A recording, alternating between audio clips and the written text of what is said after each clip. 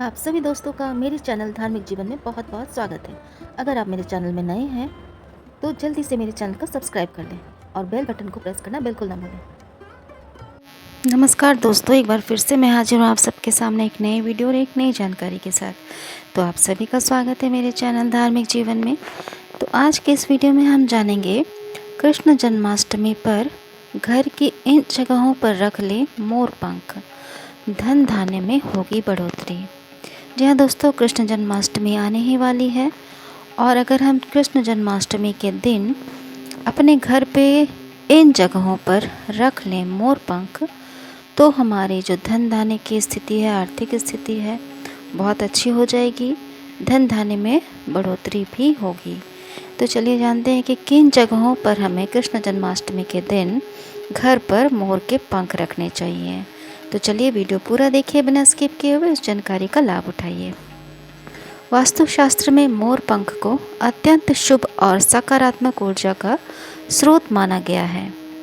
यह न सिर्फ घर की खूबसूरती बढ़ाता है बल्कि इससे सुख, समृद्धि, शांति और बरकत भी मिलती है। जी हाँ दोस्तों, वास्तुशास्त्र में मोर पंख को बहुत ही शुभ और सकारात्मक ऊर्जा का स्रोत माना जाता है। यह केवल घर की खूबसूरती नहीं बढ़ाती बल्कि इससे घर में सुख, समृद्धि आती है, शांति आती है, बरकत भी मिलती है। मोर पंख भगवान कृष्ण से भी जुड़ा हुआ है, इसलिए इसे धार्मिक और आध्यात्मिक दृष्टि से भी खास महत्व दिया गया है, क्योंकि मोर पंख भगवान श्री कृष्ण को अत्यंत प्रिय है और इसलिए ये मोर पंख भगवान कृष्ण से जुड़ा हुआ माना जाता है और इसकी वजह से इसे धार्मिक और आध्यात्मिक दृष्टि से भी इसका खास महत्व बताया गया है। तो अगर इसी मोर पंख को हम अपने घर के कुछ खास जगहों पर कृष्ण जन्माष्टमी के दिन रख लें तो इससे हमारे घर में बरकत होगी, हमारी आर्थिक स्थिति भी अच्छी हो जाएगी। तो चलिए जानते हैं वो कौन सी जगह है। इस बार 16 अगस्त को कृष्ण जन्माष्टमी मनाई जा रही है। तो आइए जानते हैं कि वास्तुशास्त्र में घर में मोर पंख रखने के क्या फ़ायदे बताए गए हैं। जी हाँ दोस्तों, कृष्ण जन्माष्टमी आने ही वाली है, यानी कि ये 16 अगस्त को हम लोग धूमधाम से कृष्ण जन्माष्टमी का त्यौहार मनाएंगे। तो इसी दिन हमें कुछ खास उपाय करने हैं मोर पंख को लेकर। तो चलिए वो देखते हैं कि हमें मोर पंख को घर के किन किन जगहों पर रखने से हमें इसके लाभ प्राप्त हो सकते हैं। पूजा घर में मोर पंख।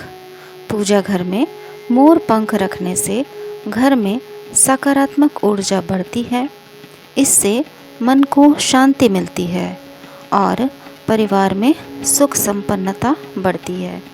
जी हाँ दोस्तों, सबसे पहली जगह है घर में वो है पूजा घर, जहाँ पे हम पूजा पाठ करते हैं। हमारे भगवान वहाँ पे उनका स्थान होता है। तो पूजा घर में अगर हम मोर पंख रखते हैं तो इससे हमें हमारे मन को शांति मिलती है और परिवार में सुख संपन्नता बढ़ती है, साथ में सकारात्मक ऊर्जा का भी संचार होता है। तिजोरी या अलमारी में मोर पंख। तिजोरी, कैश बॉक्स या अलमारी में मोर पंख रखने से धन में वृद्धि होती है, आर्थिक परेशानियां दूर होती हैं और बरकत बनी रहती है। तो जी हाँ, पहली जगह जो थी वो है घर का पूजा घर। दूसरी जगह जहाँ हमें मोर का पंख रखना है कृष्ण जन्माष्टमी के दिन वो है तिजोरी, कैश बॉक्स या फिर अलमारी में मोर पंख को रखना चाहिए। इससे धन में वृद्धि होती है, आर्थिक परेशानियां दूर होती हैं और बरकत बनी रहती है। मुख्य द्वार पर मोर पंख। तीसरी जगह है घर का मुख्य द्वार, जो कि हर घर में होता है। घर के प्रवेश द्वार को ही मुख्य द्वार कहते हैं। तो घर के प्रवेश द्वार पर मोर पंख लगाना अत्यंत शुभ होता है। इससे घर में नकारात्मक ऊर्जा प्रवेश नहीं कर पाती और पारिवारिक खुशहाली बनी रहती है।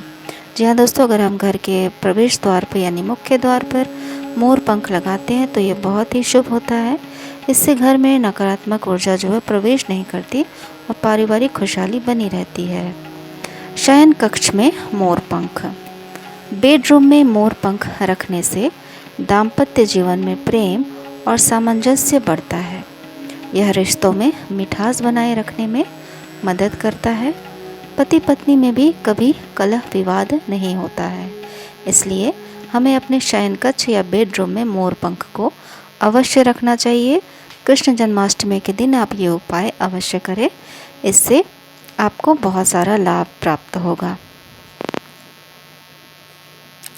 पढ़ाई की जगह पर मोर पंख।